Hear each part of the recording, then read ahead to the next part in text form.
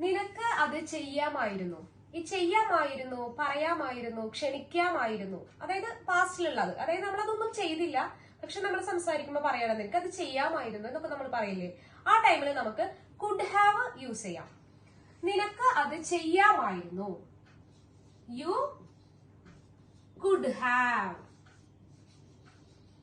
ചെയ്യുക എന്നുള്ളത് നമ്മള് ചെയ്യാമായിരുന്നു. You could have done it. നിനക്ക് അവളെ ക്ഷണിക്കാമായിരുന്നു. You could have. ക്ഷണിക്കുക എന്നുള്ളതിന് ഇൻവൈറ്റഡ്. തേർഡ് ഫോം ആണ് നമ്മൾ വെക്കുന്നത്. Invited her. നിനക്ക് അവളെ സഹായിക്കാമായിരുന്നു.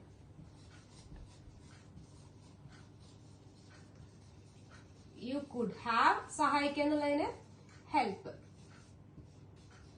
Help her. Thank U.